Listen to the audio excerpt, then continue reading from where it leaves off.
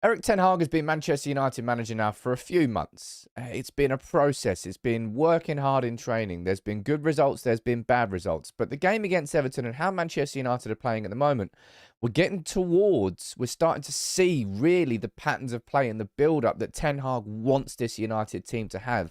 More specifically, the use of that 3-1-6 system. What is that? What I'm going to do in this video is try to explain what it is, the fundamentals of it, how it's come from Ajax, how much success he had at Ajax, and what we're starting to see at Manchester United, because we're really starting to see the framework of Ten Hag's style of play at United. It's exciting. So hopefully you enjoy this video, maybe learn a thing or two. Drop a like on it. I do enjoy doing these more sort of detailed research videos. I think you enjoy them too. I want to say a shout out to Dan Sheldon from The Athletic and also to Darnish. Big up to you, Darnish, on Twitter. I've used both of their sort of research as part of this. So big up to you two, because it helps to sort of visualize and explain. I think it's a little bit difficult to, not too difficult to understand, but it's hard to explain without these visuals. Now, Erik ten Hag, look, he's an extremely good coach.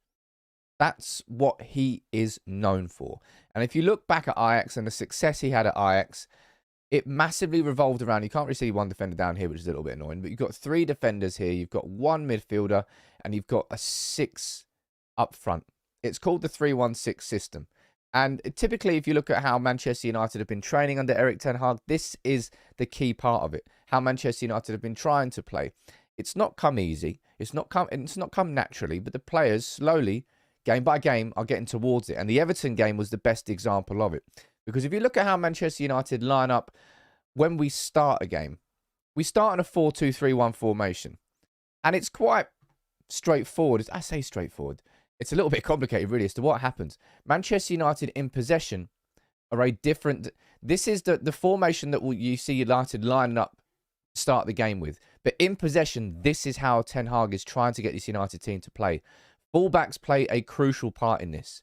You'll see them either going on the outside or fighting further into that space there. You'll see Luke Shaw going on the outside or, again, inverting and going into that space there. You'll see Bruno going forward as a number 10 and Ronaldo going forward as well. And now, what you typically see is either Eriksen or Bruno dropping in alongside one of the 2 centre-backs with the other central midfielder moving forward. That's a lot of arrows. I know that's a lot of arrows, but that is what transforms a 4-2-3-1 formation on paper into a 3-1-6 in possession. And here we've got a visualization. Big up to United Arena for doing this visualization. This is it in action. And this Everton game, as I said, is the best example we've got so far of seeing it working in fruition. And what we sort of a little peep, whatever you want to call it, into what the future holds for United and this formation.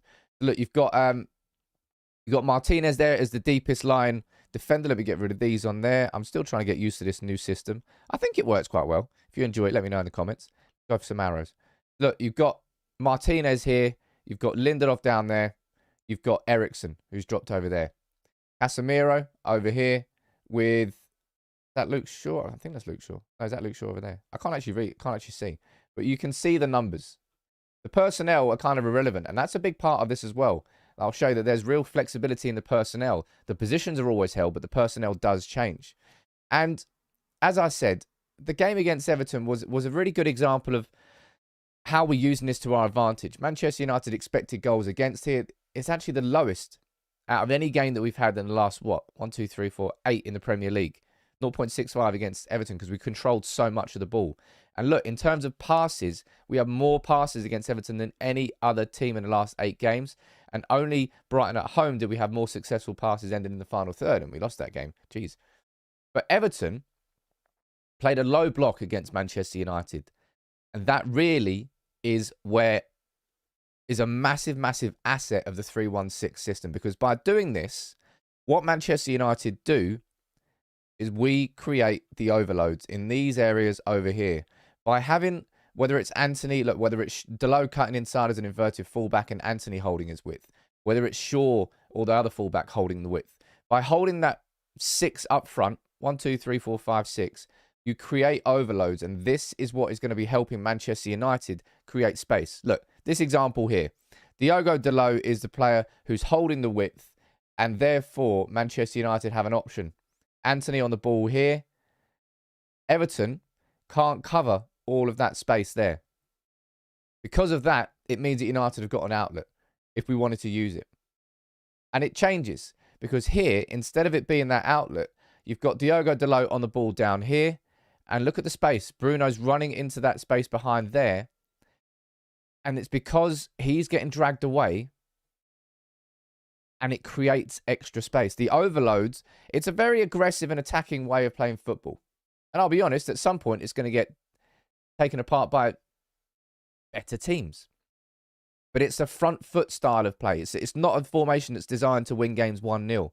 Look, Dalot plays the ball over the top there. Bruno gets a chance on the cutback. And here's another example of a different... Remember this chance when Eriksen passed the ball to Bruno here? Runs forward. He becomes the late runner in the box. And Everton don't have enough men to mark all of our players. Eriksen obviously fires his shot over the bar. But it's another example of creating the overloads. And you know what I was saying earlier about how this formation, it's 3-1-6 on paper in terms of possession moving forward. But the personnel, it can vary. This is a perfect example of it. You see Luke Shaw there. And look, Luke Shaw here, instead of it being Christian Eriksen, who's dropped deeper to become the third man alongside Martinez and Lindelof, it's actually Luke Shaw. And that's a massive bit of tactical versatility that these players are learning. It's quite a complicated thing, I imagine, for these players to understand, given how, well, tactically unaware we've been for a long time. Even if Ralf Rangnick did want to try and get his system in play. But look, it can be Shaw there, and then other times it can be Eriksen there. The players really are starting to understand this system. And as I said, the Everton game is the best example we've got so far of it working. Because a low block for United has been a kryptonite for years. But by having that overload there, you permanently have options. It means you stretch that defence. By doing this, a defence can't simply... If a team wants to just go here and go, you know what, we're just going to stay compact. We're going to try and stay inside this 18-yard box. Fine, they can do that. But by doing that, they are going to leave spaces here and here for Manchester United to exploit. And that's a big reason of why we were able to break down that Everton low block. And a big reason why it worked in that game. And also something that we saw in the Everton game that I don't think we've seen enough of yet, that we will continue to see more of the better this team gets under Erik ten Hag, is turnovers in the final third. Look, more turnovers against Everton than any other game in the last 8 in the Premier League. And here's an example of it. Manchester United squeezing the space there. 3 of us closing down in a triangle. We win the ball back. Eriksen gets it on the edge of the area. He turns it over. He gets an opportunity. I think that was just fired wide. But turnovers can happen because of the overloads when United lose the ball. Overloads also create the space because it stretches the defence wide when we're going forward. So both from an attacking perspective and the first line of defence perspective, the overload is brilliant. Now, of course, looking at this, you can see where the weaknesses are. There are huge spaces here that can be exploited, and there's huge spaces here that can be exploited. But that is the reason we've signed this man. He has to be the clean sweeper in the transitions. When United are getting hit on the counter, it's going to have to be Casemiro who is tasked with stopping those from happening. But I just think the Everton game is the best example of it. I've seen it in other games too. But try and watch it. Try and watch it against Newcastle, right? So you'll see Manchester United, we line up in a 4-2-3-1 when the game starts. But as we settle into the game and we start building up, we'll start building up play like this. You'll see our 2 centre-backs staying there, our full-backs going forward, one of the central midfielders. It can be Casemiro, it could be Eriksen, sometimes it might be Shaw. Will sit back and hold back as that third player, creating the 3 at the back. One of the central midfielders will stay in the middle. That'll be the 1. And there'll be 6 up front, creating the stretch on the defence. That means you can't just stay compact. You can't just sit back and do a low block because you will leave space because we've got people holding their width.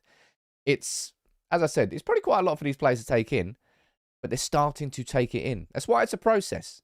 It's why it was, when you get a new manager in who's so entrenched in his own philosophy, who's done it at his previous club and has done it successfully, and knows what he's doing, he deserves the time to do it. And right now, we've got 15 points out of 18 in the Premier League. And the only loss is to City, and we've beaten Liverpool and Arsenal in that time.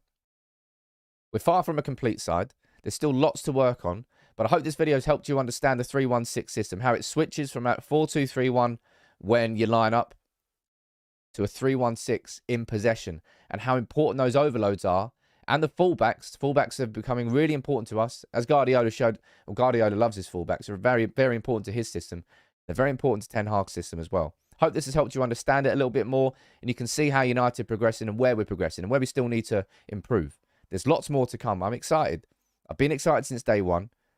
I'm only getting more excited. I can see us heading in the right direction. As I said, just done an 11-minute video speaking about the tactics and the progress, and I couldn't really have done that with the last few United teams, I don't think. There's real clarity with Ten Hag, and if I can understand it, these players can understand it, and they're starting to. As I said, that 3-1-6, it's starting to... It worked against Everton. Let's see if it works against Newcastle, Spurs, and Chelsea. Let me know what you think in the comments below. If you did enjoy the video, if you did learn something, make sure you drop a like on it and subscribe to United People's TV. I'll be here after the game. Take it easy, everyone.